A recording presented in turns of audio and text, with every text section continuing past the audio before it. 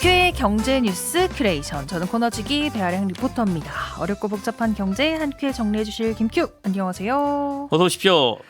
어제가 이제 금요일 노동절부터 시작해서 월요일 하루 휴가를 내면 네. 이렇게 되거든요. 금, 토, 일, 월화. 네, 어린이날까지. 네, 어린이날까지 쭉 이제 5일 정도 연휴를 즐길 수 있는 건데 그만큼 놀러 가신 분들도 많아서 길도 굉장히 많이 밀렸습니다. 맞습니다. 우리 배아량 리포터도 그렇고 저도 그렇고 이렇게 주말 방송에 묶여 있는 사람들은 사실 굉장히 부러운 얘기긴 한데 남 얘기죠. 네, 개인적으로 저는 주말에 일이 있으니까 목요일하고 금요일 일정을 최소화하고 그때 이제 무슨 휴일이 딱 생기면 그때가 진짜 휴일이거든요. 그래서 어제 오랜만에 가족들하고 한 몇 주 전부터 뭐 중학생, 고등학생 우리 딸 아들들한테 일정 절대 잡지 마라. 그리고 어제 그 가깝지만 수원에 갔다 왔단 말이죠. 네.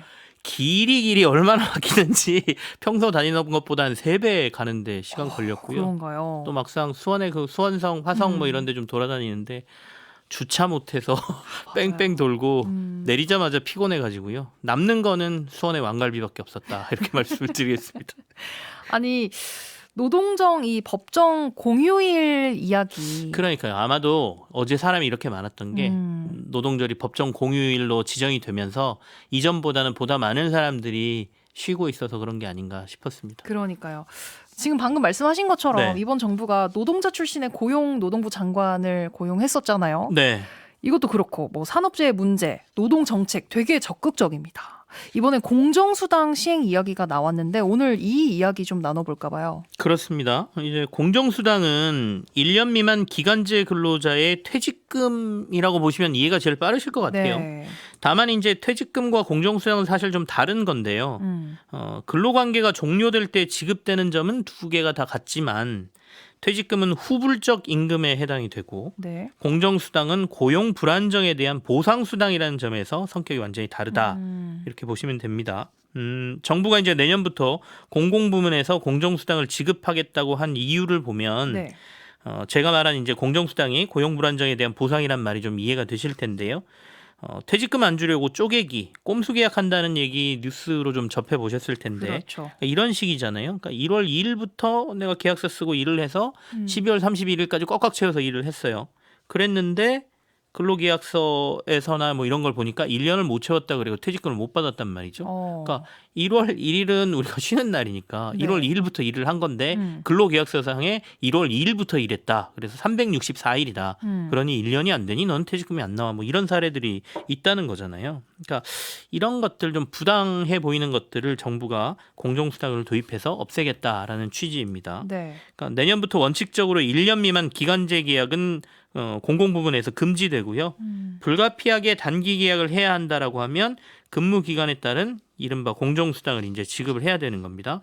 그러니까 경제적 이유로 쪼개기 계약이 생긴다면 네. 이런 추가 수당이라는 경제적 부담을 줌으로써 단기 계약보다 장기 계약을 유도하겠다라는 정책입니다. 그래서 얼마나 주는 건가요?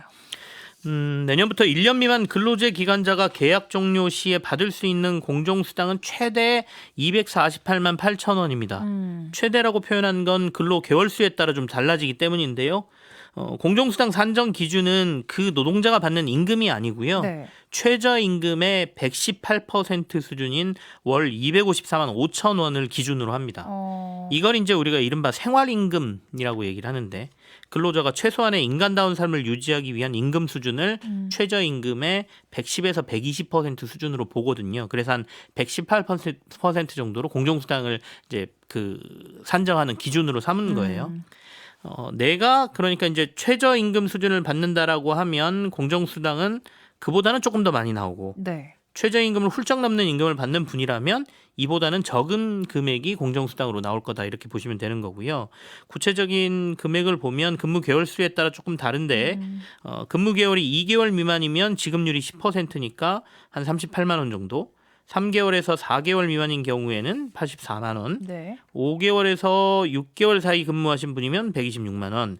그리고 7개월 이상으로 넘어가면 이제 162만 원부터 12개월, 그러니까 1년 미만인 사람이 최대 248만 원 정도까지 받는다라고 보시면 되는데 9개월 정도 일했다 그러면 공정수당이 한 200만 원 정도 나온다 이렇게 보시면 되겠습니다. 공정수당 쉽게 말해서 1년 미만 기간제 근로자의 퇴직금이라고 설명을 해주셨는데 네. 근데 오히려 비정규직 단체에서는 철회해라 강하게 요구하고 있습니다.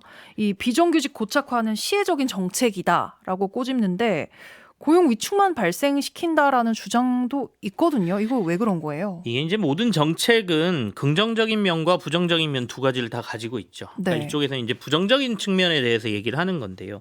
아까 얘기하는 것처럼 단기 계약을 줄일 거다라는 이제 정책 효과를 기대하는 사람도 있지만 반면에 이게 도리어 비정규직을 곡착화할 수 있다라는 얘기를 지금 하고 있는 거거든요. 그러니까 무슨 얘기냐면 돈 많은 기업들 입장에서는 나 이거 주고 짧게 일하는 사람들 마음껏 쓸래라는 일종의 뭐 프리패스로 사용할 수 있다는 거예요. 네. 그러니까 중소기업이나 이런 데들은 어쩔 수 없이 짧게 일하는 사람들을 고용하면서 돈을 지출해야 되는 부담을 느끼지만 안 그래도 잠깐 이거 하고 사람들 자르고 싶었는데 못하는 기업들, 대기업 돈 많은 데들은 프로젝트 짧은 거 얼른 고용해서 그냥 빨리, 그러니까 노동의 유연성이 없다라고 얘기하지 않습니까? 그렇다 네. 보니까 이런 것들을 도리어 고착화시킬 수도 있다라고 주장하고 있는 것이죠. 지금 방송 들으시면서 9378번님께서 이런 문자 보내주셨습니다. 경비원입니다. 24시간 근무 또 24시 휴무입니다. 2025년 1월 1일부터 12월 31일까지 근무했는데 26년 1월 1일 근무 안 했다고 연차 지급 없다고 합니다. 너무 억울해요 하셨네요. 그러니까 이런 것들이 노동 현장에서 많이 일어나는 거잖아요. 근데 한번 노무사나 이런 데 문의를 한번 해보시는 것도 필요하다고 생각되거든요. 도움이 필요하시면 주변에 노무사나 이런 데 한번 문의를 해보시는 것도 도움이 될 것 같습니다. 그러니까 그런 것들, 이런 꼼수 계약이나 이런 것들이 이제 정부가 해소를 해보겠다라는 노력의 일환이라고 봐야 되겠죠. 이거 시행하면 꼼수 계약 이런 네. 거 좀 진짜로 줄어들 수 있을까요? 일단은 공공부문 도입이니까요. 네. 정부가 정책으로 하는 거니까 공공부문 쪽에서 이 정책을 이제 따라야 되는 거잖아요. 기본적으로 그리고 1년 미만 단기 계약은 내년부터 금지하겠다라고 얘기했으니까 어쩔 수 없는 경우에만 1년 미만 계약을 허용하니까 아마도 줄어들 것으로 보입니다. 이런 짧은 기간의 계약들이.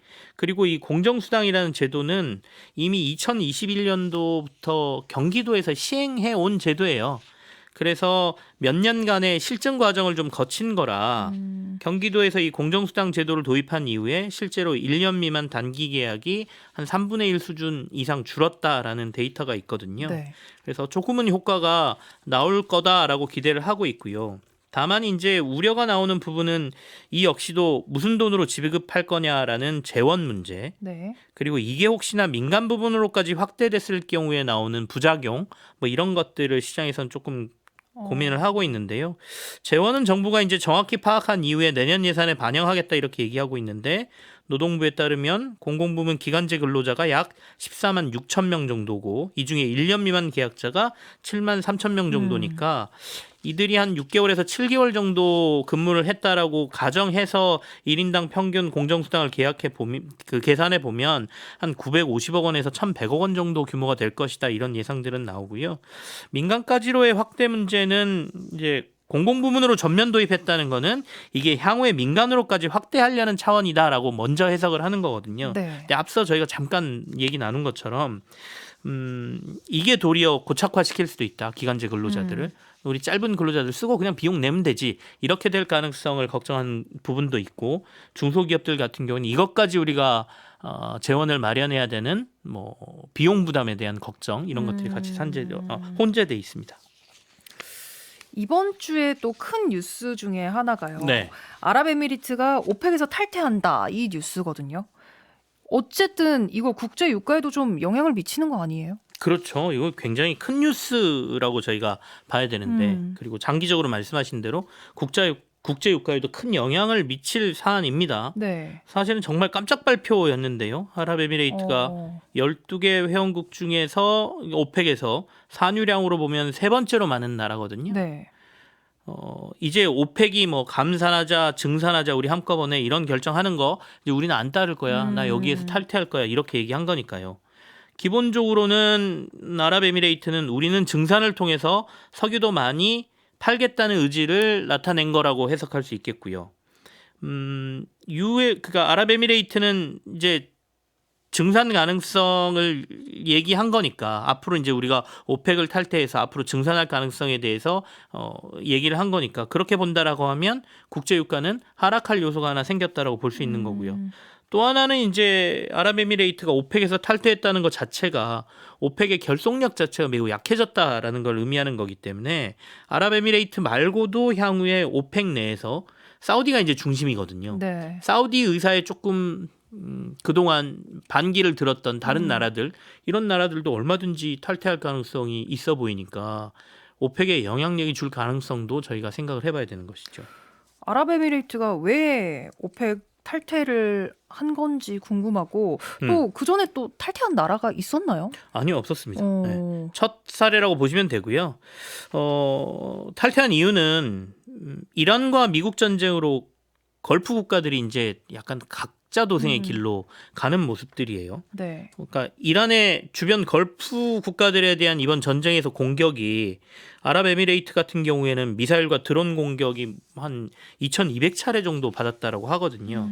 이때 이제 아랍에미레이트가 사우디하고 카타르 주변 국가들, 걸프 국가들에게 공동 대응하자 막 이렇게 촉구를 많이 했어요. 네. 근데 사실상 이게 이루어지지 않았습니다. 근데 우린 힘들었는데 너네 나 안 도와줬잖아 이런 생각이 일단 아랍에미레이트가 좀 있고요. 그리고 오펙은 사우디 중심으로 지금까지 유지돼 왔는데 감산 등의 주요 정책도 사우디의 목소리가 가장 컸습니다. 근데 아랍에미레이트하고 사우디의 입장이 좀 달라요. 아랍에미레이트는 일찌감치 원유 중심의 경제 구조를 바꾸기 위한 노력을 좀 많이 해왔었거든요. 네. 그래서 실제로 GDP 대비 원유 의존도를 보면 비석유 부분이 차지하는 비중이 아랍에미레이트는 75%, 사우디는 50% 정도입니다. 그러니까 결국에 석유에 목매달아서 사우디가 막 하자는 대로 하는 것 자체가 안 그래도 아랍에미레이트 입장에서 잘 맞지 않았다 이렇게 볼 수 있는 거고요. 네. 그런데 이번 전쟁을 겪으면서 굳이 우리가 저들하고 같이 할 필요가 없다라는 걸 이제 뼈저리게 느낀 거라고 봐야 되겠죠. 그러니까 원유 의존도가 상대적으로 낮은 아랍에미레이트는 고유가만 바라보면서 나라 경제를 생각하는 게 아니라 도리어 유가가 좀 내려가더라도 글로벌 경제가 잘 돌아가는 게 자신들에게 더 유리한 상황인 것도 이번 탈퇴 결정에 영향을 미쳤다고 봐야죠. 그렇군요. 근데 석유 가격이 떨어지면 아랍에미리트 입장에서도 좋을 게 없는 것 같은데요. 어쨌든 간에 석유를 팔아서 돈을 버는 나라니까요. 네. 그렇게 볼 수도 있는데 아까 제가 말했지만 원유 부분이 차지하는 비중이 아랍에미레이트는 굉장히 많이 떨어져 있다 그랬잖아요. 원유 수출에서 GDP 차지하는 비중이 25%니까요. 나머지 75%는 다른 데에서 나온다는 거잖아요. 네. 그러니까 탈석유화에 나서면서 글로벌 연결성에 정책 초점을 아랍에미레이트가 좀 맞춰놨습니다. 그래서 금융, 물류, 관광 분야 적극적으로 육성했고요. 또 석유를 통해서 벌어들인 돈으로 이른바 국부펀드라는 걸 일찌감치 조성을 해가지고 네. 글로벌 유수 기업에 굉장히 많은 투자를 해놨고 AI부터 우주 산업 등 미래 산업에 대한 투자 규모도 굉장히 크거든요. 이 얘기는 유가가 적정한 수준으로 내려와야 글로벌 경제가 잘 돌아가고 글로벌 경제가 잘 돌아가야 자신들이 투자해 놓은 곳에서 부를 얻을 수 있다는 얘기로 연결되잖아요. 그러니까 글로벌 경제의 윤활유로서 적정 가격의 유류를 최대한 팔면서 1차 수익을 올리고 이걸 통해서 자신들이 투자한 기업들이 활성화돼서 거기서 돈을 또 벌게 되면 2차 수익을 올리는 구조이기 때문에 유가를 높게 만들어서 경기가 침체되는 것보다 그러니까 유가만으로 수입을 얻는 게 아니라 유가가 적정 수준으로 내려와서 경제가 잘 돌아가야 아랍에미레이트는 돈을 훨씬 많이 버는 구조입니다. 실제로 아랍에미레이트의 아부다비 투자청 같은 경우 규모가 그러니까 국부펀드가 한 3개 정도 되는데요. 이 3개를 다 합치면 아랍에미레이트는 우리 돈으로 3,500조 정도의 국부펀드를 운영하고 있고요. 사우디도 뒤늦게 뛰어들긴 했는데 사우디는 현재 국부펀드 규모가 1,300조 원 정도니까 한 3분의 1 수준이잖아요. 그러다 보니까 이제 이 돈의 규모에 따라서 굴리면 굴릴수록 이 차이가 벌어지거든요. 그러니까 이 두 국가의 차이가 여기서 결정적으로 나고 있다라고 봐야 되겠죠. 이 뉴스 나왔는데 아직 국제 유가는 그대로입니다. 왜 안 내려온 걸까요? 당장 아랍에미레이트가 오펙을 탈퇴를 하고 지금 원유를 생산을 이만큼 많이 하겠어라고 선언한들 아시겠지만 호르무즈 해협이 막혀 있어서 이걸 빼내갈 수가 없습니다. 그래서 언제 지금 적용이 되나요? 일단은 전쟁이 끝나고 호르무즈 해협이 좀 네. 열려야 제일 좋을 테고요.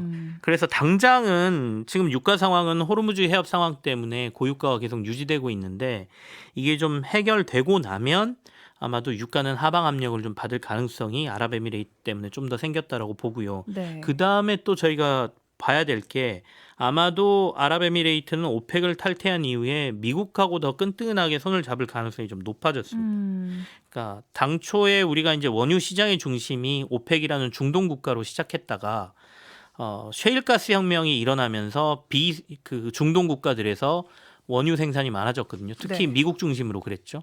그래서 오펙 플러스라는 게 생겼잖아요.